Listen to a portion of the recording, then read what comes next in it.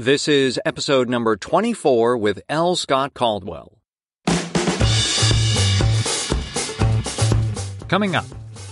And I think the thing that, worried people that were not of our generation at the time is that we could be hurt. When it was time to renew the contract for the second year, they did not renew mine. They fired me. I was fired. And I had what I would call a little mini breakdown. And I took to my bed for a couple of weeks. Something made me turn back. And I said to her, how do you know what I can do by looking at a piece of paper? He said, you got to breathe to do this. And he said, if you weren't supposed to be here, sweetheart, you wouldn't be here. If you're looking for what it takes to be an actor long-term over the course of your life, then you've come to the right place and you're going to really enjoy today's episode. Have you felt like you weren't really ready to work at a professional level? That perhaps you needed to study more, you needed more training before you could really work among the people you admire? Or that you felt like a fraud, that you weren't supposed to be where you are, that someone is going to find you out? Our guest today dealt with all of those feelings and soldiered on, ultimately winning a Tony Award and enjoying a long and varied career across theater, TV, and film. Hey there, my name is Nathan Hagen, and this is The Working Actor's Journey, bringing you in-depth conversations with actors that have been working professionally for decades. Hope you're doing well out there. We continue with Season 3, and if you're just joining us, there are over 20 episodes with fantastic actors you'll want to check out. These conversations are meant to inspire and reassure you on your journey that the road may be long and challenging, and that it is ultimately rewarding. Think of these guests like your personal acting mentors. You may not know it yet, but one of them could change your life. We have a new free guide to download. It's called 10 Ways to Stop Worrying and Start Working. Discover the mindset of working actors. Inside this online guide are 10 specific ways you can stop worrying and start working when it comes to being an actor. Hear thoughts, ideas, and advice from those who have been acting 40 plus years, taken from excerpts from past episodes. These guests do not know everything, nor is everything easy for them. They just have been around long enough to have figured out a few things, and they are sharing this with you. Get your copy of the guide now at workingactorsjourney.com/sign up, and there's also a link in the episode description and on the show notes. Today on the show is Tony-winning actress L. Scott Caldwell. Scotty, as she is also known, has been a working actress for 40-plus years, from Chicago to New York to Los Angeles, and many other places. In fact, right after we chatted, she was off to shoot episodes of Facebook's Sacred Lies, ABC's A Million Little Things, and HBO's Insecure. She stays busy. I'm also honored that she's now our second Tony winner on the podcast, following Reed Birney in episode 13. Scotty has over 100 on-screen credits, including recurring characters on Lost, The Secret Life of the American Teenager, Southland, Queen Supreme, and PBS's original series, Mercy Street. She's also the second guest I spoke with from the hit movie The Fugitive with Harrison Ford. Scotty was part of Tommy Lee Jones's team and shared a scene in the film with our guest from episode 21, Richard Reilly. I first connected with Scotty about 10 years ago because of my involvement with Unite for Strength and the SAG-AFTRA elections. Scotty has been a very active board and committee member over the years, and I'm glad I reached out to her all these years later. We have a wonderful conversation. So, in today's episode, Scotty and I cover her experience and awareness of the civil rights movement in Chicago, working on the play A Raisin in the Sun several times, the impact of watching very strong women on film, the personal rejection she experienced being fired, and the breakdown she had, what she took from studying with Uta Hagen and the one item she uses consistently, and so much more. Scotty and I ended up talking mostly about her early years, leading up to her first film role, and it's such a fascinating journey, filled with excitement, doubt, challenges, and rewards.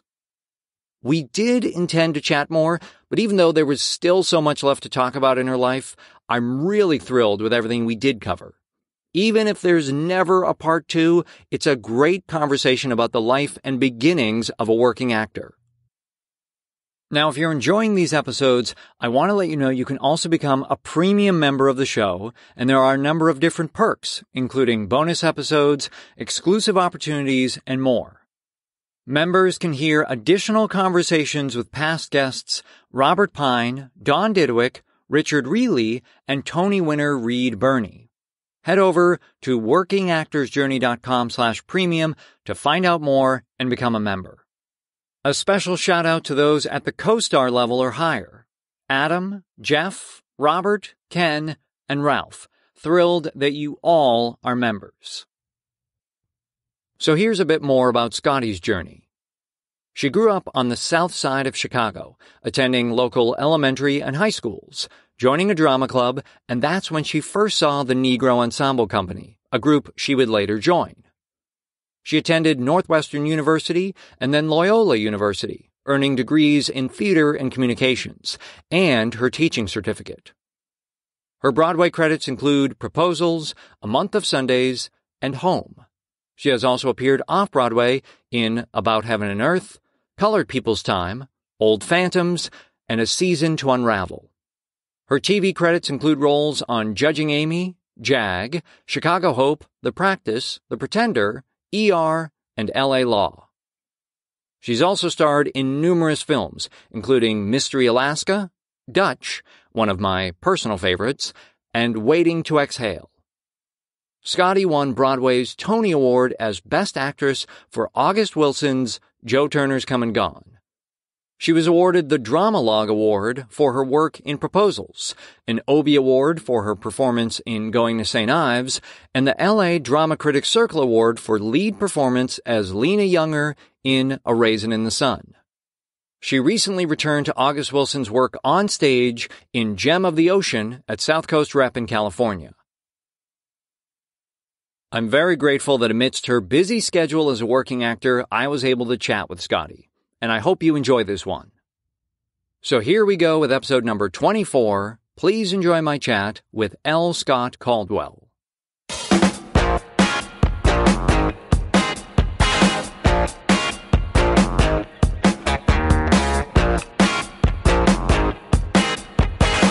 Yeah, this was actually my first pet. I never even had a goldfish. Really? So, so it was quite a learning curve. And, unfortunately, every single person that you talk to has a different take on how to handle even the smallest part of having a new pet. So I got a lot of information, tried to take all advice, and that was detrimental to my dog because the first thing that happened is he gained a lot of weight. So he's been on a diet since I've had him. Okay.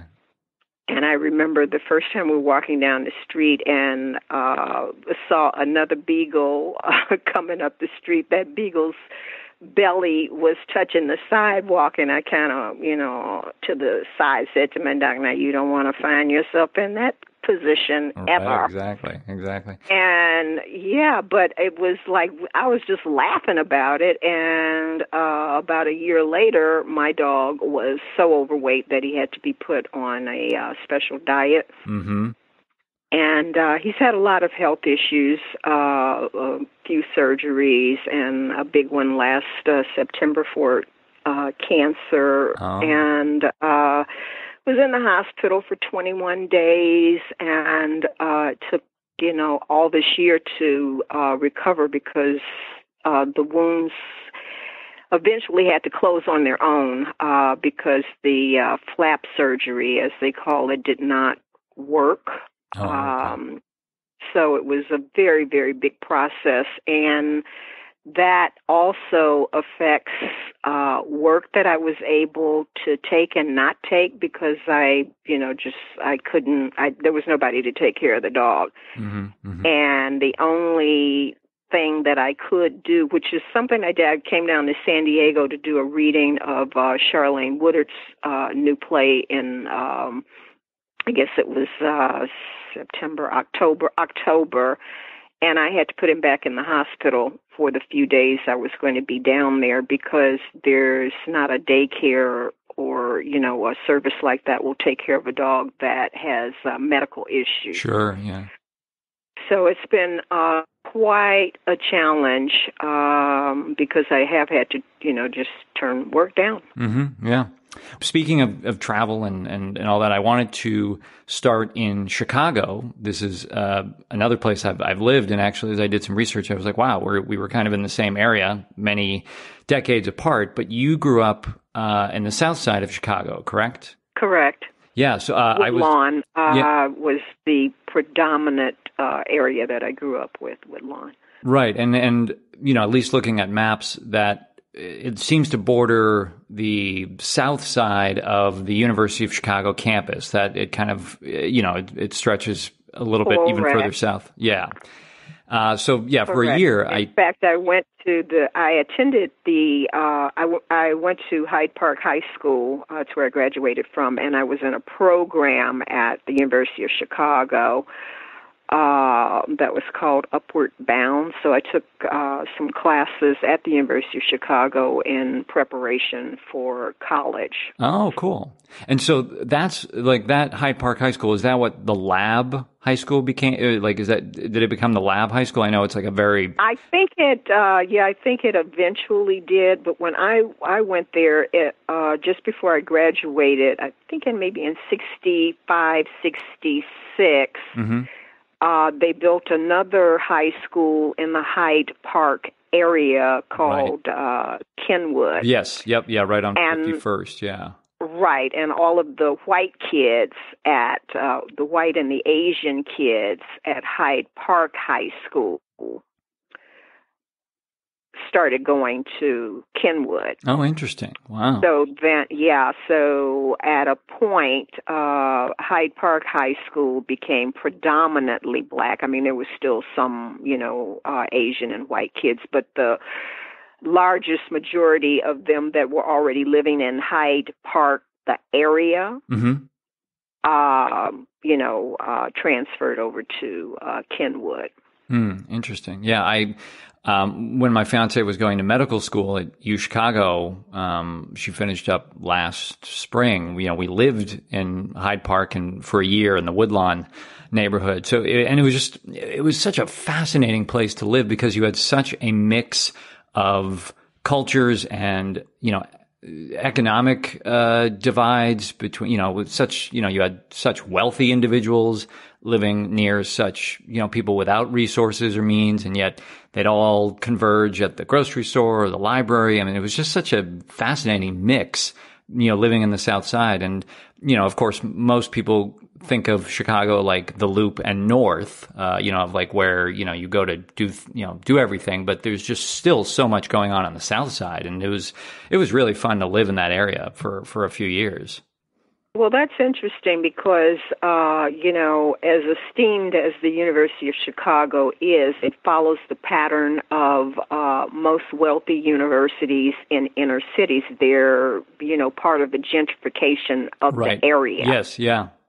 Yeah, it right, and it it has. I'm sure even more so now, but there's a lot of money. You can tell there's a lot of money and development going into specifically the Hyde Park neighborhood that is, I'm sure, really changing things and is definitely going to be driving up rents and just really changing the makeup of that area. And it'll be interesting to see how that kind of expands beyond how much that bubble expands beyond Hyde Park.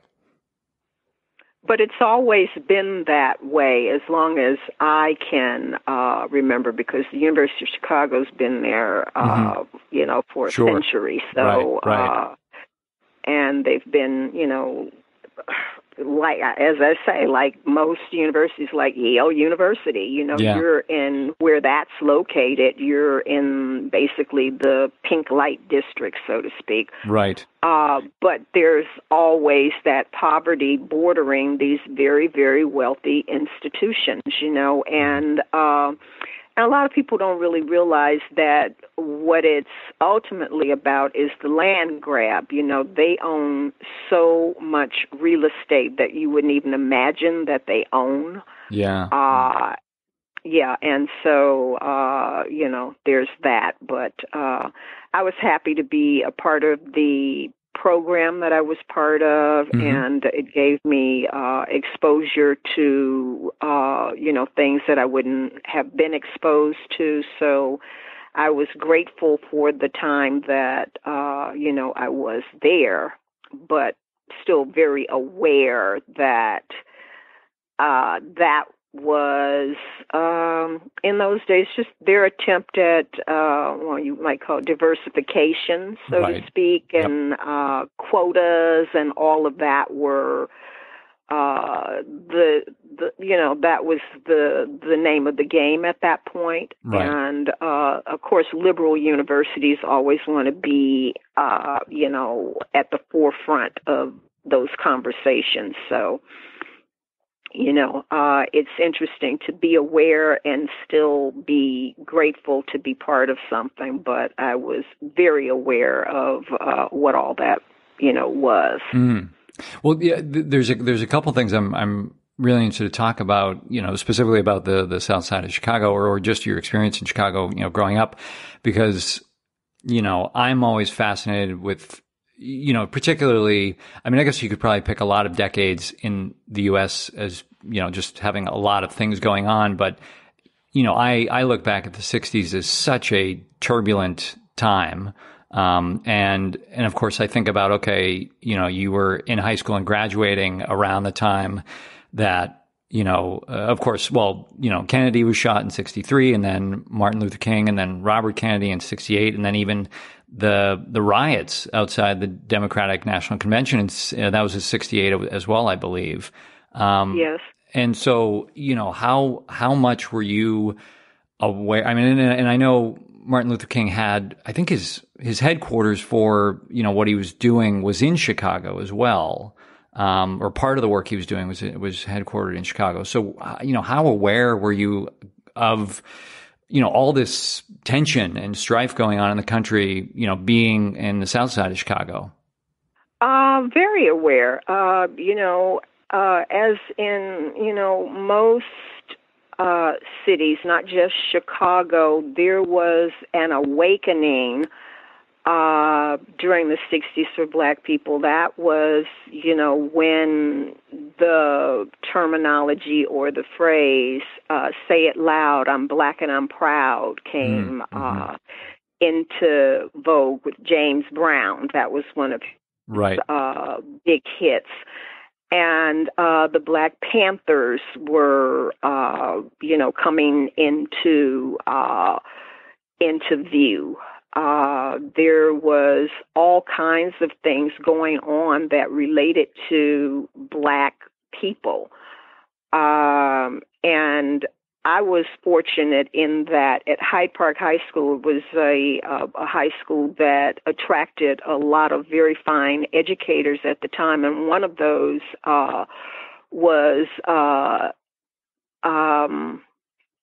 history professor named Dr. Timuel Black, who was an activist at the time. So he was, if you took his history class, you were very much aware of all the things that were going on and the things that, a young Black mind should be paying attention to. Sure, yeah.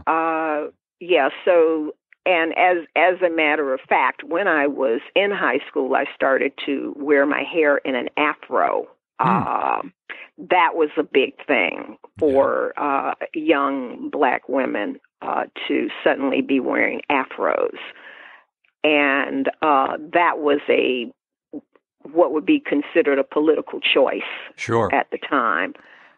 And so, well, and I'm curious, were your parents supportive of the politics of the day, of the movement, or were there clashes between the generations that way? I wouldn't say there were clashes with the generations. At that point, my parents were divorced, so I was in what you would call a single parent household at the time. Mm-hmm. But my mother definitely did not agree with me changing my hair because I had what they used to laughingly call good hair. Okay. And to suddenly be making the choice to wear it with what they call nappy, she didn't agree with that as a choice. Okay. But that's interesting because about 10 years later, I have a picture of my mother with a big afro. So she came into the knowledge that, yes, this natural hair is beautiful, but at the time, no. Right. And I think the thing that, worried people that were not of our generation at the time is that we could be hurt. Sure. Because, one of the big events that happened in Chicago around that time was the assassination of Fred Hampton from the Black Panthers. And I was kind of tangentially involved with that group, but at the time it was from the aspect, and this was from meeting some people at the University of Chicago that were political, like young white kids that were students at the University of Chicago, made me aware of the breakfast program that the Black Panthers had. So I kind of got involved with them for a moment, but when they started to be brought into focus and attacked for their desire to be in a defensive mode, my mother was afraid that I could be hurt. You could get yourself hurt or killed if you fool around with these groups that are targets, because they were definitely targets. So, there was that, because the police literally busted into their home in the middle of the night and, killed a number of Black Panthers. Wow. And that's a very seminal event. Mm-hmm. But there were things like that happening all across the country. It was not just Chicago. Sure. It was just like an awakening, pretty much like what I'm experiencing with young people now and the Black Lives Matter movement. Yeah. It feels very much like that. It resonates for me in that way because it was young people at the forefront of that struggle, and they were the ones that were standing up saying, no more, we're not going to take this. Sure. Yeah. Well, another, event, I guess I'll call it, that I want to talk about is, and person specifically, is Lorraine Hansberry, who, if you drive around, Hyde Park and Woodlawn, you can even see murals of her in the area. But, she wrote the play A Raisin in the Sun, which takes place, she doesn't, I don't think, name Woodlawn in the play, but that's the area I believe it's supposed to be representative of. And as I was doing some research, I saw that you did the play a couple different times, but also it sounded like you had also done it in high school as well. Yes. So I often tell people I played every role that could be played in A Raisin in the Sun, including Travis, the little boy. And that's what I played in high school. I was Travis. And okay, and then you did it. I played Ruth. Yeah. In a production at Arena Stage. Oh, okay. Yep. Yeah. So I did Ruth in that production. And then out here, meaning Los Angeles, I did a production at the Ebony Rep Theater where it played Mama. Okay. And, I mean, would you say, was that the most personal work you've ever done? I mean, were those people you felt like you knew? Like, did it ring like, I grew up with these people? Did it feel like that to you working on the play at any of those times? Yes, because the way the household was set up in the building that the younger family lived in within the world of Raisin in the Sun, I grew up in a building like that where our family shared a bathroom with two other families on the same floor. And you had to take turns going to the bathroom and using the bathroom and the facilities and all of that. So that was very familiar. And did you know any families, or was there ever talk of other families wanting to do what the Youngers did, of move into a different neighborhood, or try to get a better? That was the idea of being upwardly mobile is just an innate, instinctual kind of thing that happens to people, period. Everybody in the world, this has nothing to do with black people, everybody in the world aspires to have more for the next generation. So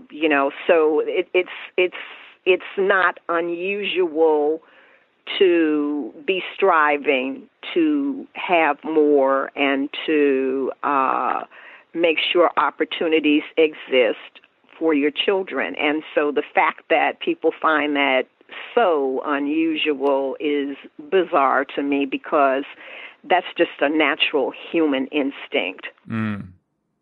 And it must have been really interesting. I mean, particularly with the characters of Ruth and then Mama, for you also, like, as you grew older, to have different perspectives and life experience, to play those different characters and probably see life and maybe the world a little differently. That must have just been really interesting to come back to the play so many times. Did you feel like you kept learning new things about the characters in the play each time you worked on it? I think that that happens in any play, so I wouldn't want to isolate, that particular thing around A Raisin and Sun, because if you repeated any play, you're going to learn something new, because you're more than likely going to be working with a different team of people, and everybody's going to have a different frame of reference and a different point of view. So everybody's bringing their living, breathing selves to the theatrical experience. And so there's that. So that's always going to be the case. But the short answer to was I, in a space where I was available to see things differently than I did the first time I actually had the experience of doing A Raisin in the Sun, is yes, because that is what happens with any play. Right. Okay. Well, all right. So I wanted, get to you graduated from Hyde Park High School, and then you first went to Northwestern, but you didn't stay there long. What was the decision to leave Northwestern, and what was going on in your life at that point?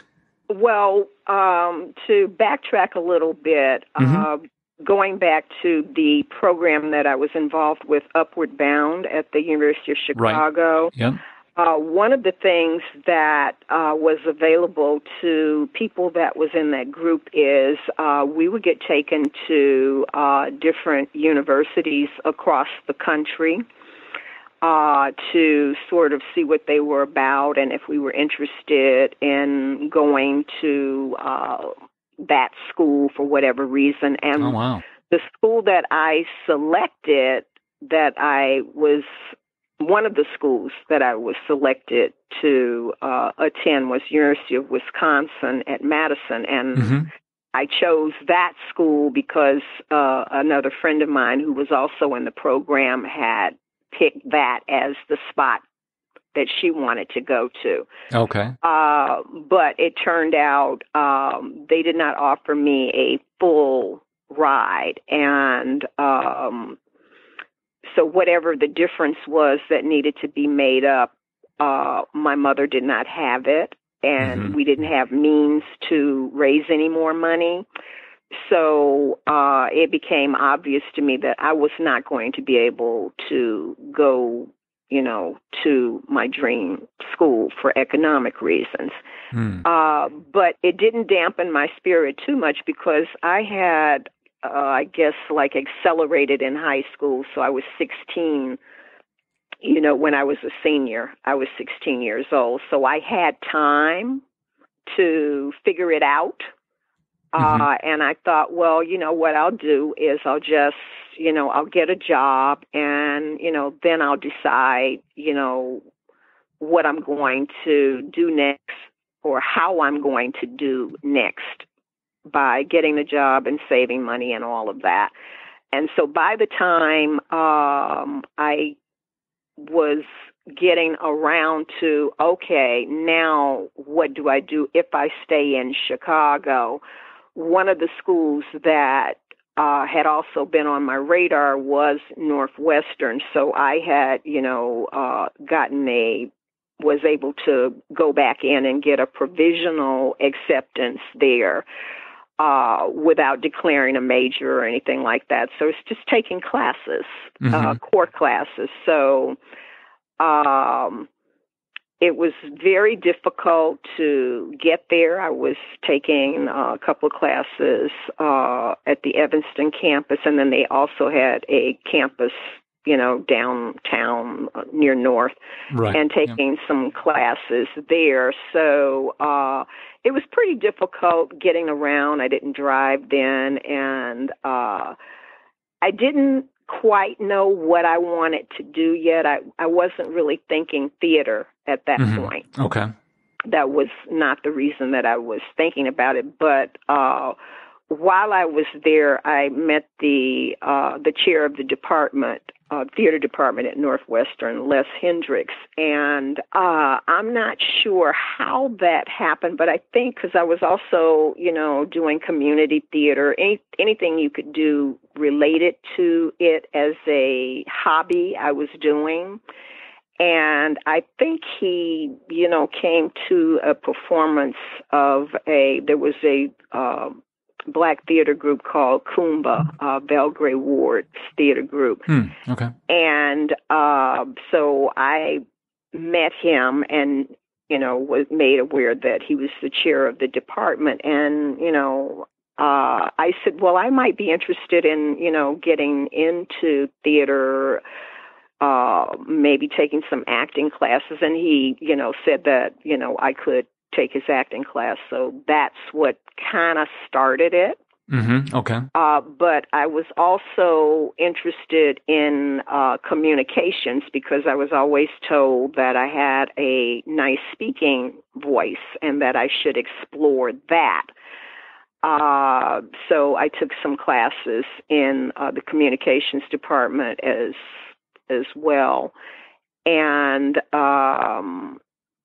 at some point, I also went to the Midwestern School of Broadcasting, which I said, maybe that's what I'll do is I'll try to go for being a disc jockey because we had a station in Chicago. I think it was WSDM, and it was all women. Oh, okay. That played jazz at night, and I could see myself or hear myself as being one of those women. So I went to the Midwestern School of Broadcasting. That was just like a program that was like a 9-month program. And, I learned to do what you do to be a disc jockey. And I, got my FCC third grade licensing. Oh, really? And I did all of that. And thought that maybe that was the direction I would go. So I was just like trying things at that point. And somewhere in there, I met, the guy that I would eventually get married to, and he had been taking classes at Northwestern, but he was in the business department, and I found myself even taking accounting classes there, and it's like, oh boy, what am I doing? But I got married and had a baby, and sort of stepped away from the education piece of it for a minute. And then when I decided, you know what, I'm going to just get real serious and get my degree. Because by then, everybody that I went to high school with had already graduated from college. Mm-hmm, sure. And I'd just been putzing around. So I said, okay, I'm about to get serious. And so I had 30 credits from Northwestern by then, and I transferred those to Loyola University because I had a friend that was in the theater program there, and she said, it's pretty terrific. She said, I think you'll like it. And I said, okay. So I transferred my 30 credits from Northwestern to Loyola University, and there I majored in theater. I double majored theater, communication arts, and I got a teaching certificate. Oh, wow. You were keeping yourself pretty busy then.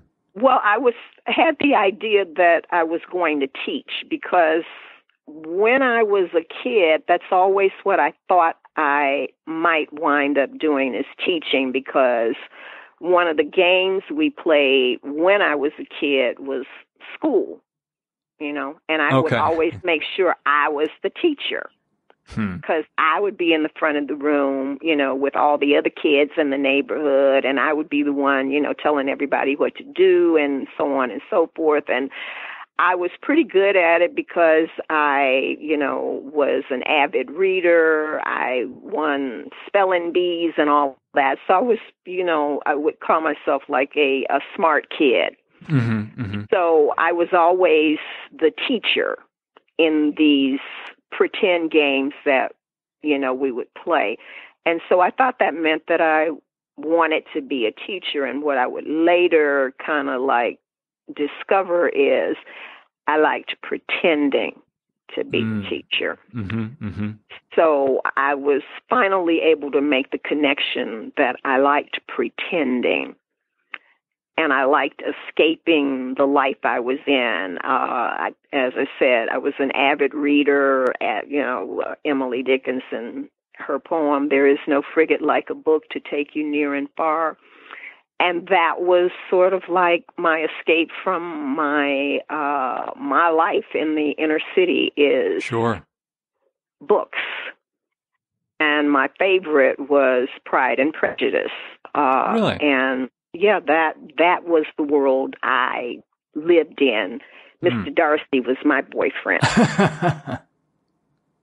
That's great. So imagine that kind of imagination. It was as far away from my real life as I could possibly be. So it was that pretending and using your imagination to pretend that was always there, but I didn't recognize it as being the thing that it was, although I was in the high school drama club. Which would eventually point to something important in my life, an event that would later, lead me to one of the most important events in my life. I knew I liked to act, but I never thought of it as a way you could make your living. Because also when I was a kid, in segregated Chicago, at one point, the schools were so overcrowded that you went in shifts.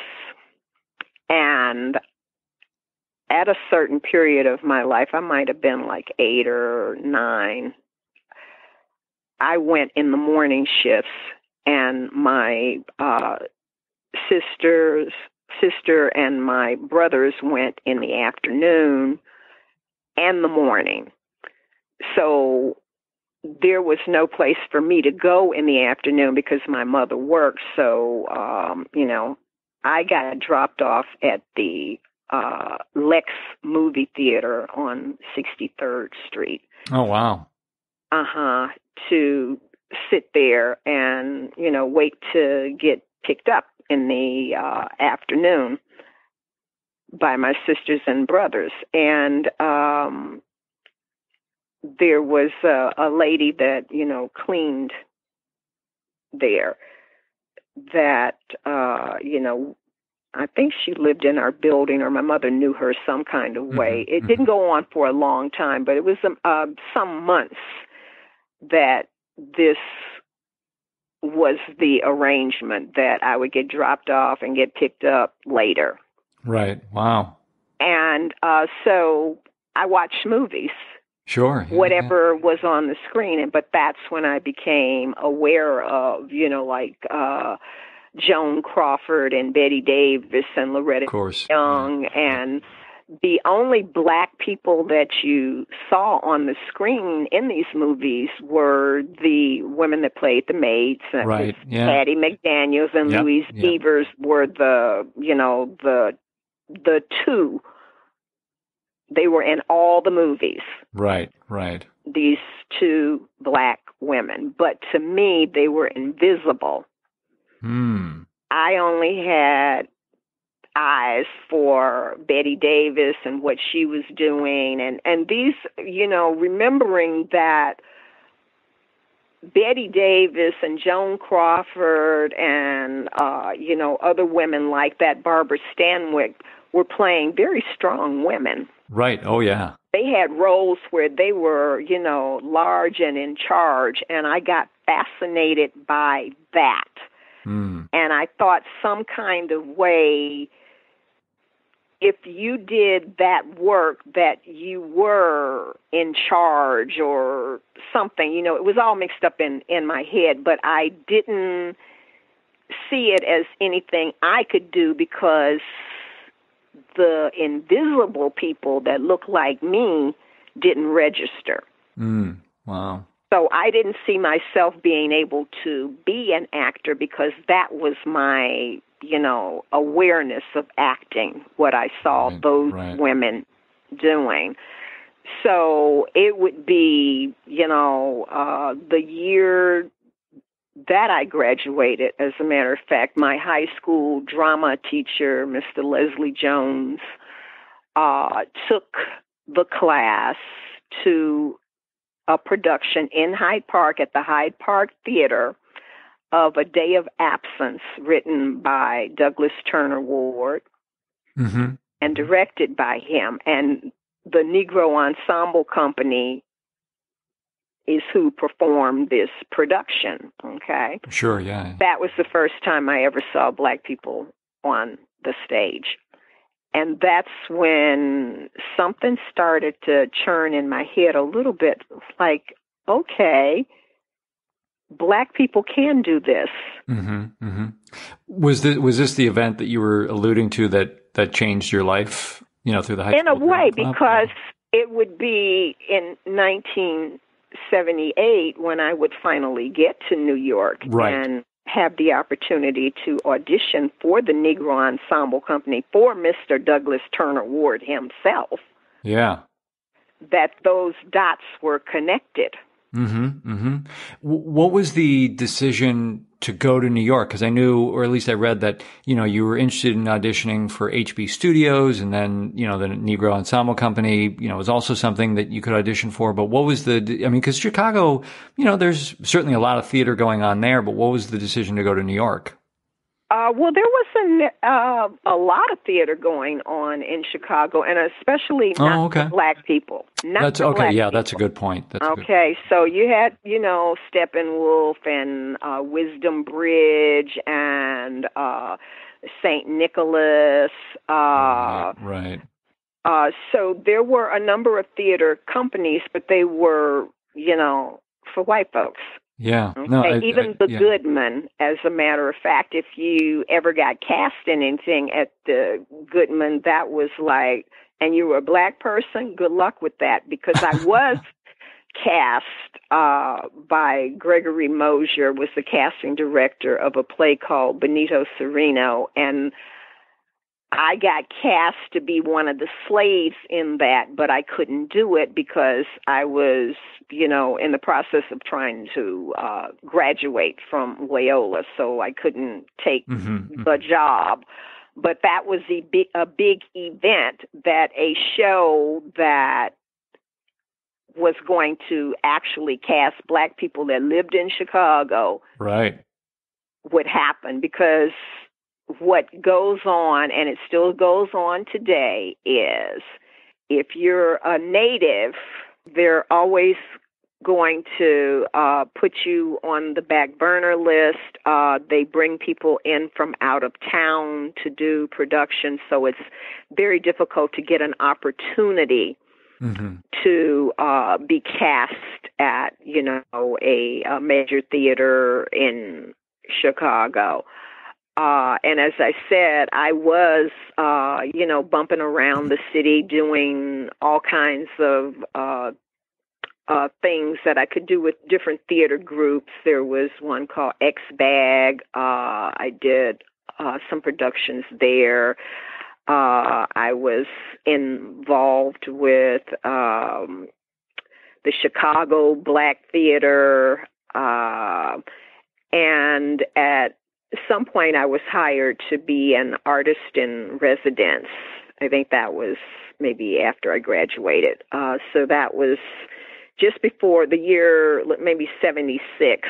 I was a member of the Chicago Arts Council's Artist in Residence program, and they hired actors, they hired dancers, they hired visual artists, musicians, filmmakers to work for the city, and we would do shows, create shows and programming for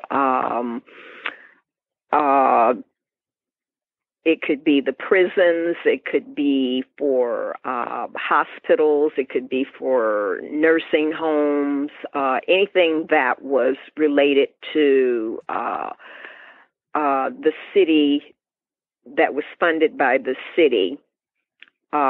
We would provide programming for those different outlets. So that was an interesting year, and I probably maybe would have gone on and continued with that, but I was fired when it was time to renew the contract for the second year. They did not renew mine. They fired me. I was fired. Was it very clear to you why you had been fired, or? No, not really. I mean, I knew that I was, I won't say I was considered I was outspoken. Sure. So if I saw an injustice, I spoke on it, and usually it was on somebody else's behalf. So I've always had like a loud mouth in, that regard. Yeah. But I got on somebody's radar, and this was a political job, by the way. Okay. All right. So I got on somebody's radar, and I wasn't really aware that you had to schmooze and, kiss somebody's behind to, keep your job or whatever. But when it was time to renew, they invited all the artists in, and you had like a time where you were supposed to go in front of the panel, the review panel, and let's say my time was 7:15, and I went in and had my interview, and it went just fine. And they says, "Oh, well, we're, glad that you had a terrific time. And by all accounts, you were really very good in the program, and you made quite a difference," and so on and so forth. And I said, "Thank you." And I left. And this, by the way, was three guys. One was the artistic director of Wisdom Bridge. One was the artistic director of the St. Nicholas, and one was the artistic director of the Body Politic, because those theater artists were the directors in the programs. They directed the plays or wrote the plays or whatever. So this was the panel of people that was kind of overseeing the process. So I left, and by the time I got home, the phone was ringing. They said, "Oh, you need to come back because we made a mistake, and we need to see you again." So my mother drove me back downtown to the interview, and I said, "Okay, I keep the motor running. I guess they forgot to give me my flowers or whatever, or my special award." I said, "So I'll be right back down." Okay, and I go back in, and they say, "Well, we, beg your pardon, but we had the wrong file in front of us, and now we have your file, and we understand that you were not a team player within the program, and, some other things like that." And they said, "So we will not be able to offer you a contract for the coming year." I was stunned because it's like, really? Really? And in my attitude of being stunned, I was able to say, well, you know what? I may not work here next year, but I will be working somewhere, even if I have to go to the moon. Sure, yeah. And, I got up, in an attitude, and I marched out of there. But, when I got down to the car, I was crying because I was so devastated that I was not being invited back. Right. Yeah, of course. So that was like, a first taste of real rejection, not the kind they talk about in the business where, you're not really being rejected when they say they went another way. Right. No, this was the real thing. They're saying, we don't want you to come back. Right. You are not welcome to come back. That was devastating. And I had like what I would call a little mini breakdown. And, I took to my bed for a couple of weeks. And from my bed, I'm watching television. I think it was the Mike Douglas show. I see Uta Hagen on the Mike Douglas show being interviewed about a movie she'd done called The Other. And I had seen the movie, so I was so fascinated that here's this lady that was so wonderful in that movie, and now she's on the Mike Douglas show talking about her experience of the movie and her career, and that she, had a school in New York called HB Studios that she ran with her husband, and that she, had played Desdemona to Paul Robeson's Othello. And it was like, oh my God, I was just fascinated by this woman because she was just so transcendent in that movie. And there she was talking about the fact that she had a school where she taught young actors. Right, yeah.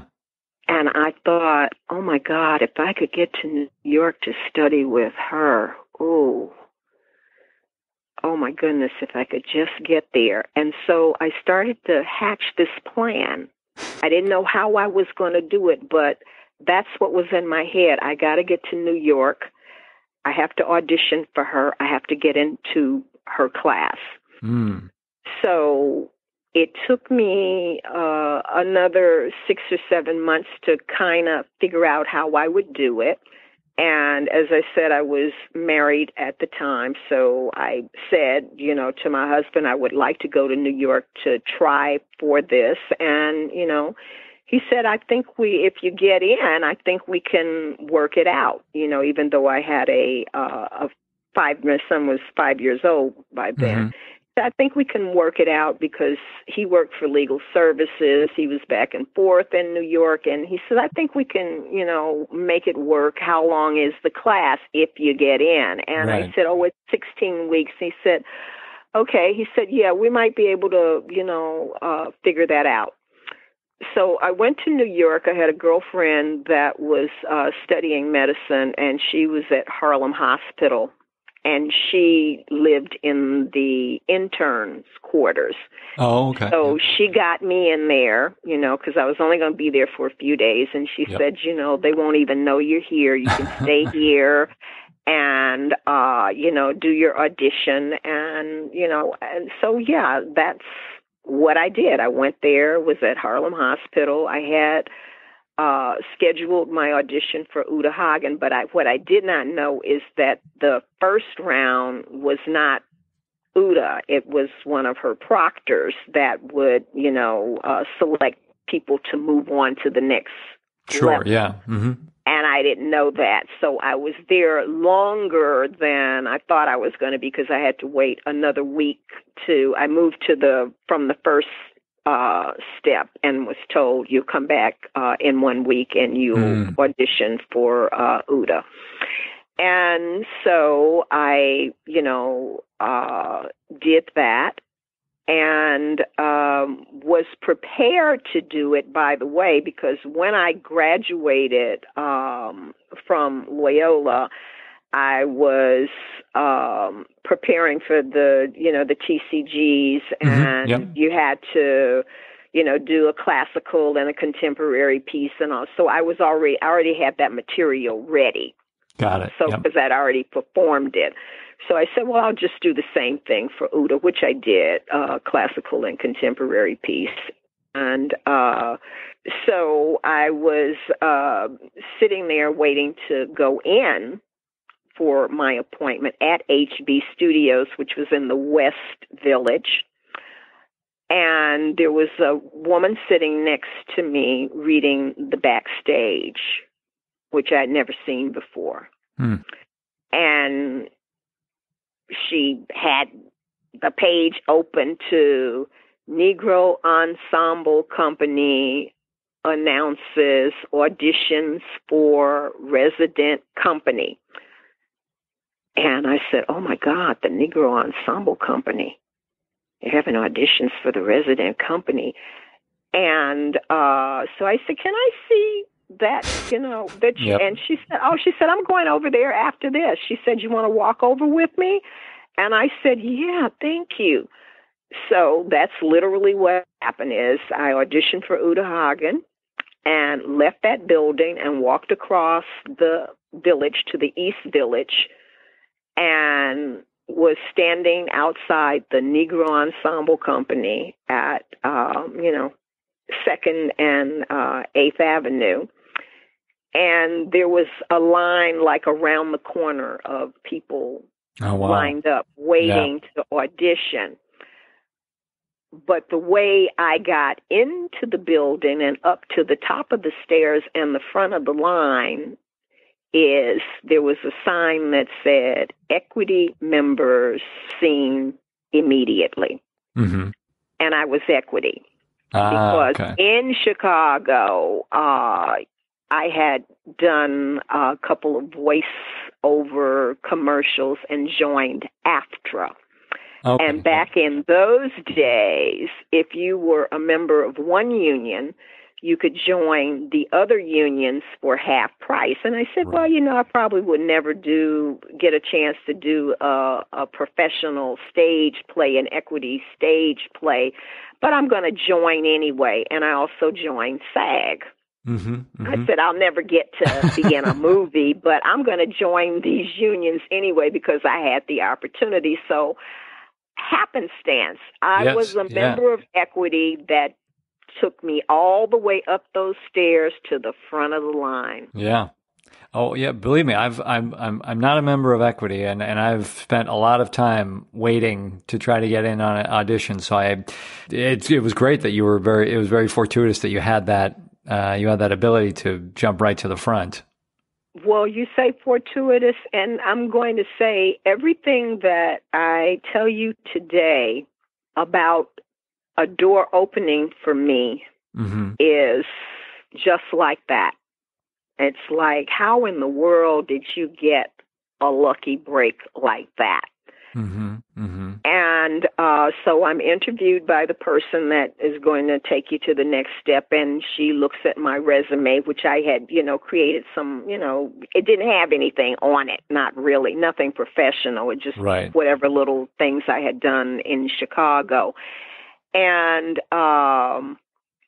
one of the things I had done in that week that I had been there is I got myself an answering service called the Green Room, because I needed to be able to hear back from Uta Hagen whether, I could come back or not. So I had this little resume, and then the Green Room, that was my contact information, and, just had whatever I'd done in college and, in community theater, whatever. So the woman, looking my material over, she says, well, we're looking for people with more professional credits.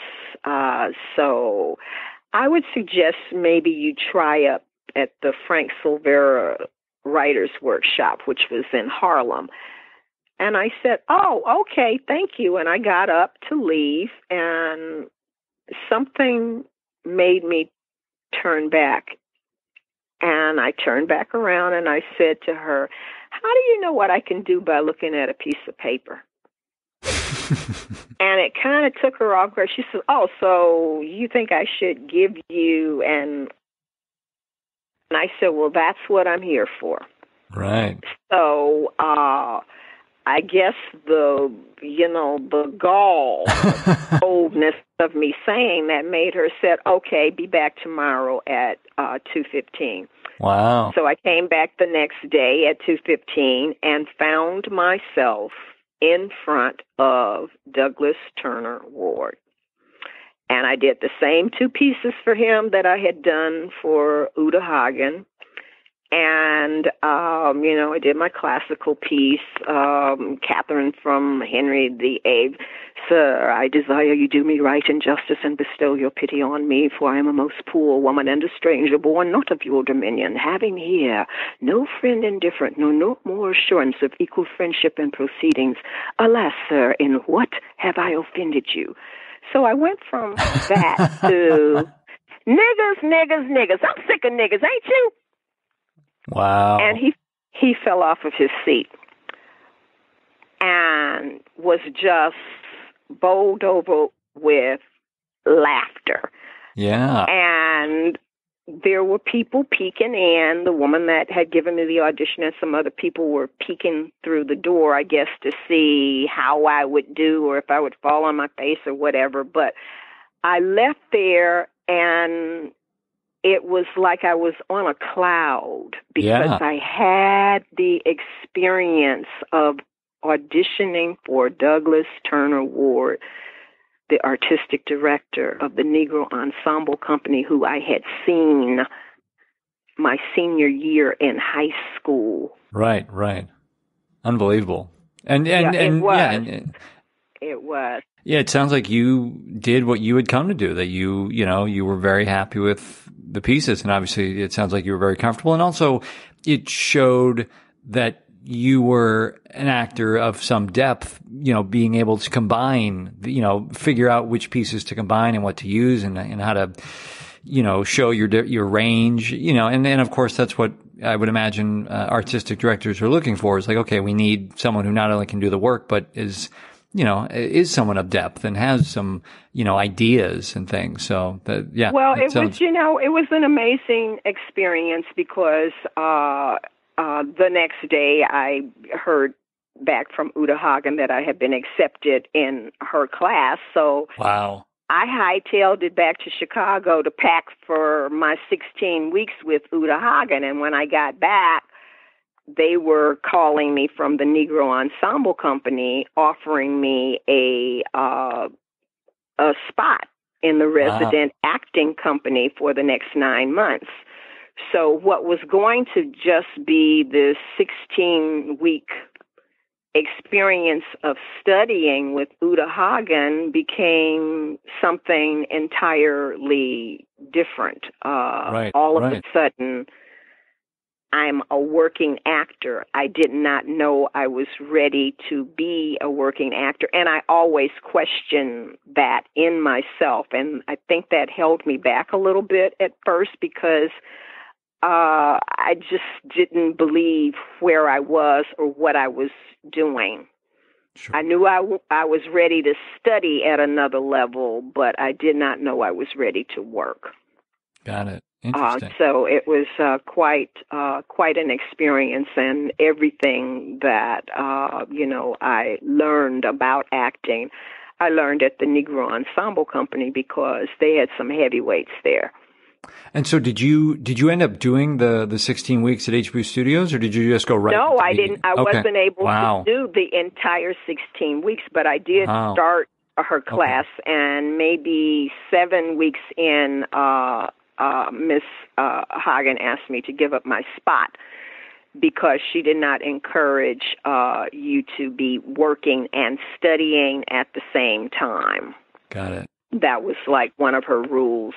Did you enjoy working, at her studio and working with her? Did you feel like you took a lot of tools? Well, I think the lessons that I learned there have stayed with me my whole acting career, Mm-hmm. The acting exercises, the moment before, and all of that. I still am aware of that. Is sure. Being alive before you walk on to the stage or before you open your mouth, finding that moment before has stood me in good stead. And that's probably the only consistent thing that I have ever used is that. But I remember the first time getting up, the first couple of times getting up, in her class, she would assign you a scene partner and a scene. And the first time she stopped me, she says, "I don't believe you." That was a little crushing because it's in front of a whole classroom full of people. Yeah. And she says, "Okay," and she talked you through some things, and you try again. And she said, "We'll see better. We'll see next week. You bring it back next week, because you be working on the same scene, right, over and over and over and over." But I think I'm, happy that the first time I got up, she didn't say, "Oh, that was wonderful. That was terrific," because it wouldn't have given me anywhere to go. Right. The fact that she stopped me cold in my tracks and said, "I don't believe you. You're acting." Yeah. Yeah. And I'm thinking, what does she mean by you're acting? Right. And, I would start to discover what that really did mean, because I think that's one of the things that, when people do talk about my work, they're you're just so natural. It just doesn't seem like you're acting at all, because I'm very conscious about that. Not pretending, but being. Right. Well, and it sounds like between, the classes at HB Studios and then certainly, all the productions and work you did with the Negro Ensemble Company, like that sounds like that really kind of cemented whatever advanced actor training you needed or were, looking missing. For or missing. I mean, it sounded like you were probably, pretty good to get into both of those places, but they really probably, locked in, any final pieces, in terms of you moving forward as a professional. Well, I guess that would be, accurate.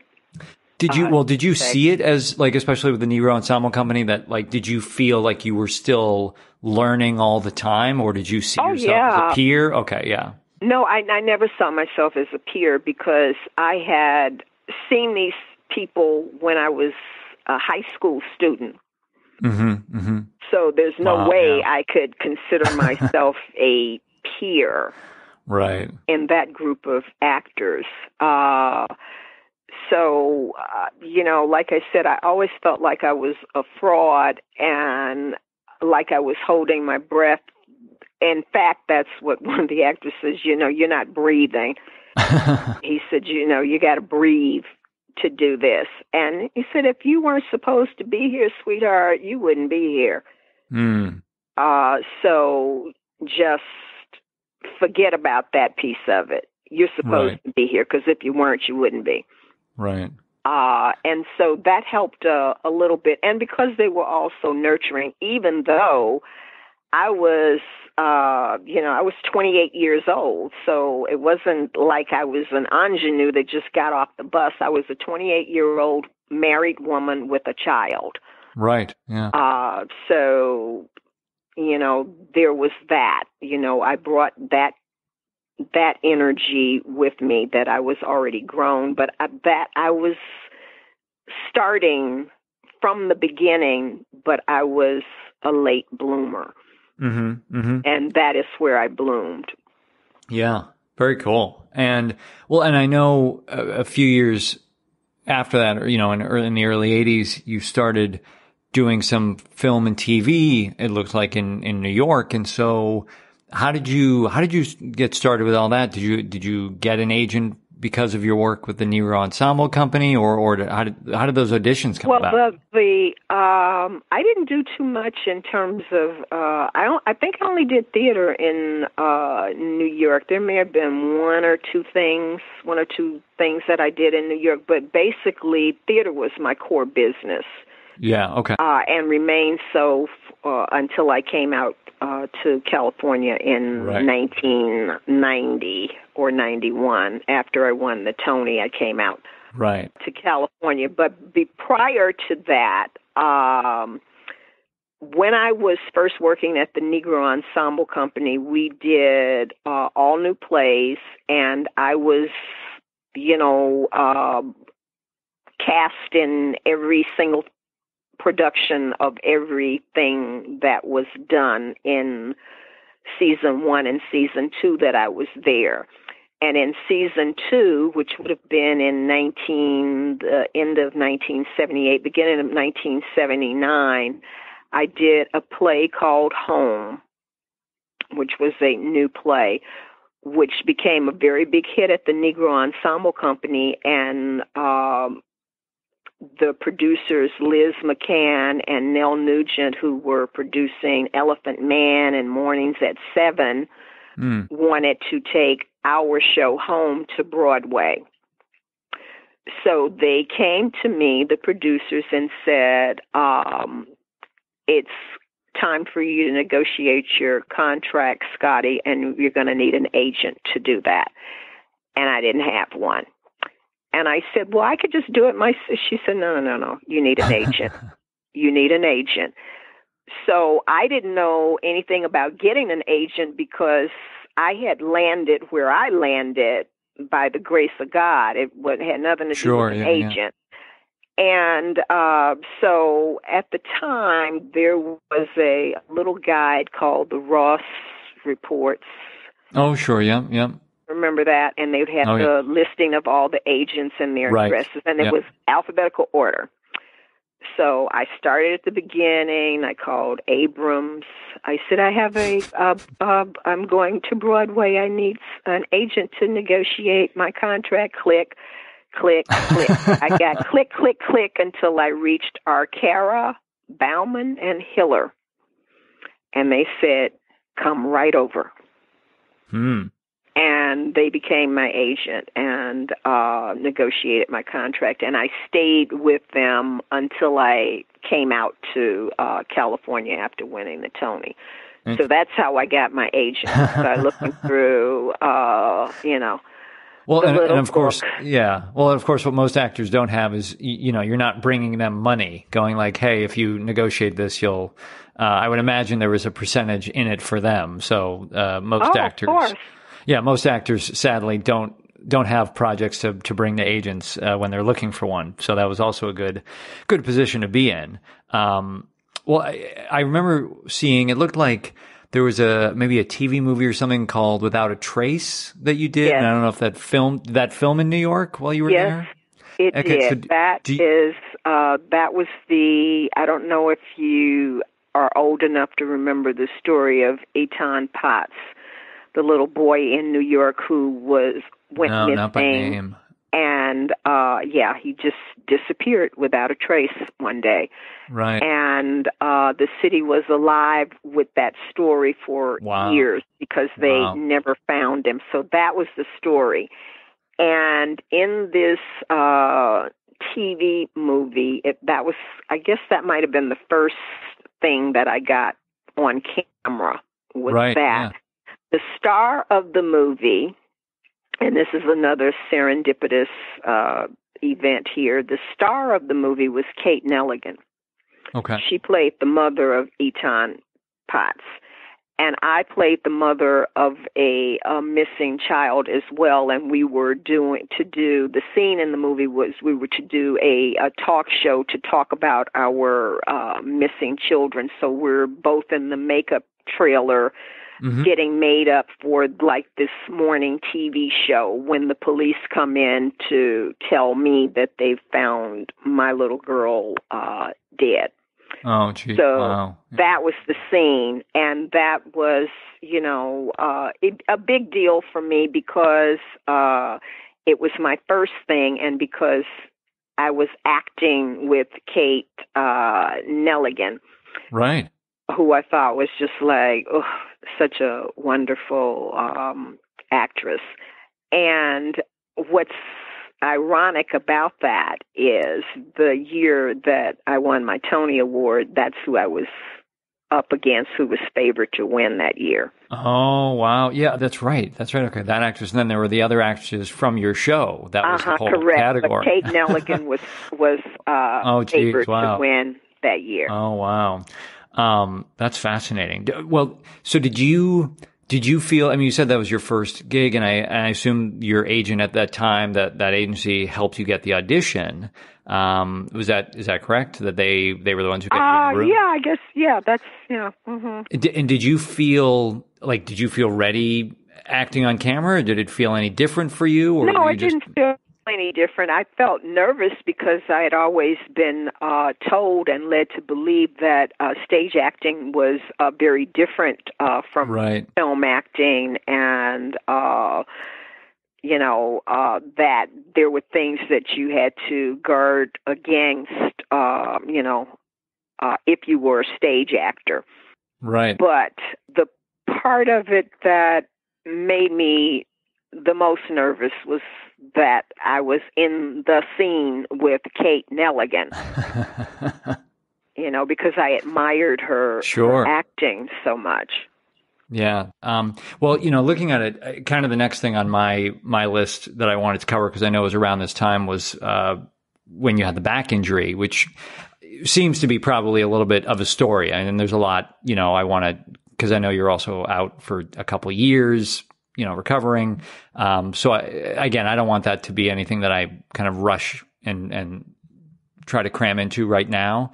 So we can just kind of pick up around this point. I mean, if there's anything else you wanted to share about working on Without a Trace, or something connected to that, that's fine. No, because that was a relatively brief experience, except that that came with Judd Hirsch was also in that. He was one of the stars of that, and there were a number of, lots of, when they shoot a film in New York, you see not every, but you see a number of New York actors. Right. Yes. On all levels. It's just like a wonderful kind of love letter when they would shoot something in New York, because the New York actors would get an opportunity to get a shot at, some work on film. And that was not the case at that time. Everything was being shot out here, Wow. Yeah, so very few things were shot in New York. So that was like a wonderful experience to go to the premiere of that.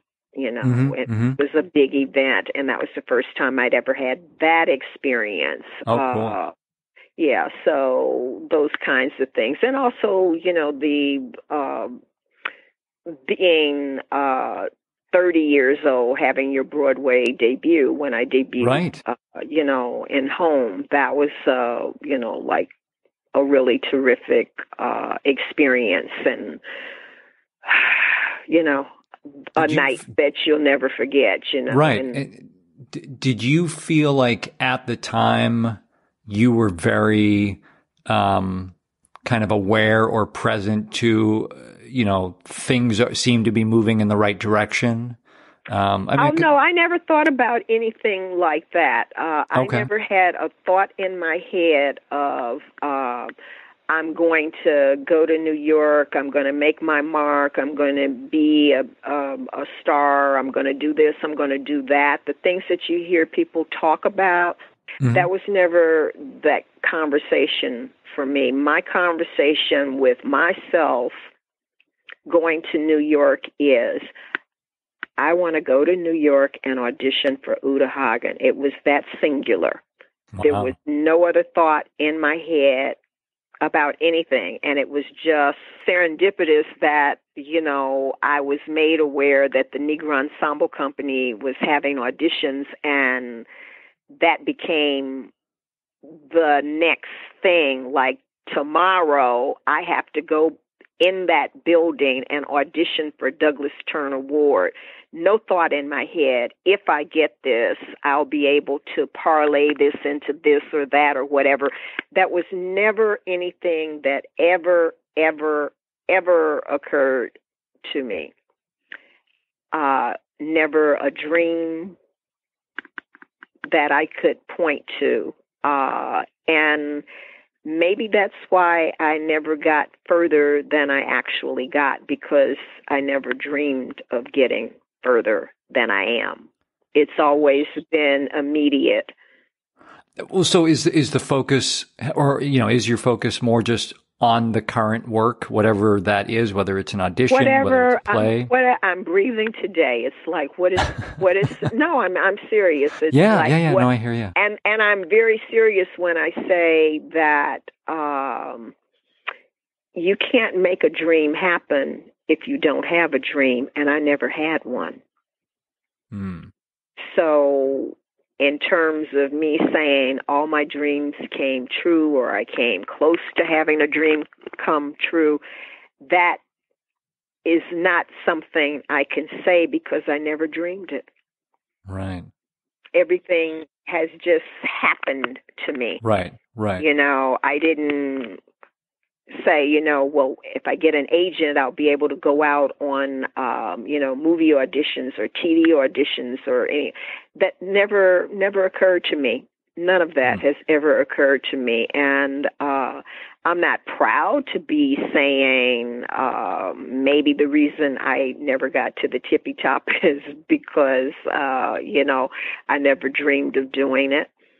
But, the journey of a 1,000 miles begins with one step. But if you don't even know the direction you're going in, the step you're taking may be taking you away from whatever, your ultimate mission or your ultimate destiny is. And that's what I've always believed, is that at any moment, if you turn left or you turn right, you are meeting your destiny. And I'm not planning it. I'm not, working towards it. I'm just in the moment. But because I'm only in the moment, have not done anything to move myself forward. You know, I've never had a team. I've, you know, never had the PR person. I've never done any of that. I didn't know to do it. And I wouldn't have had an agent if I wasn't forced into that. Sure. So it's like, if you don't know those things, and I don't know if they even teach this in schools now, but you went to USC, right? Right, yeah. So do they teach you the business of the business?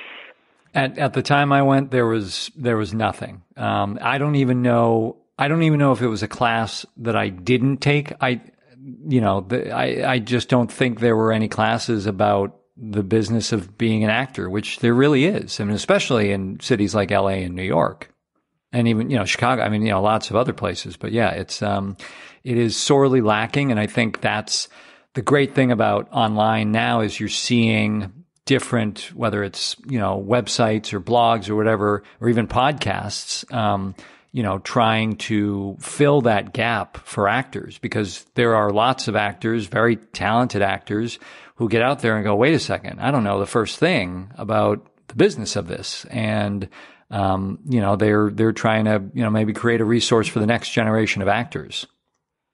Which is terrific, and it's much needed because, not that I regret, you know, anything that has or has not happened for me, but sometimes I wonder what might have happened if I had more information.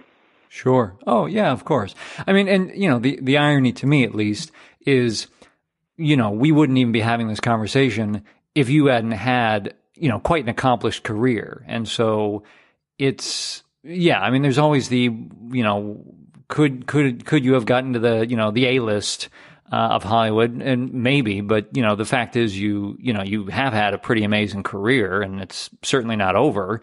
And also I think it's a testament to that you were meeting the moment. At least that's my perception, that, you knew how to be a hard worker and knew how to, do whatever it was and open to learning more, so that, you were present to whatever was happening, but you were also meeting it with, the level of work you were doing. Well, you know what? I would also describe myself as being lazy. Okay, all right. Well, yeah, that blows my theory out of the water. Well, yeah, and I think I better do that. I think I better keep it real and just let you know that how I grade myself is lazy. Well, all right. And I think the reason I'm lazy is because all of that accomplishment that you talk about, it came easy for me. It came like a gift from God, which is the easiest way to get anything in your life, to just be at not the right place, but the God place at the God time.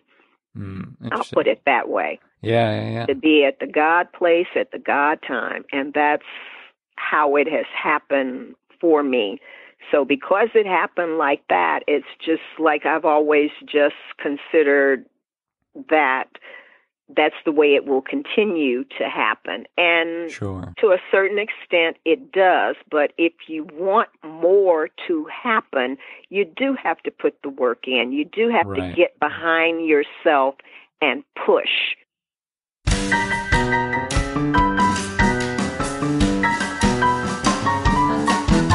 Hey guys, Nathan here one more time. If you enjoyed this episode, please remember to subscribe so you don't miss anything ahead.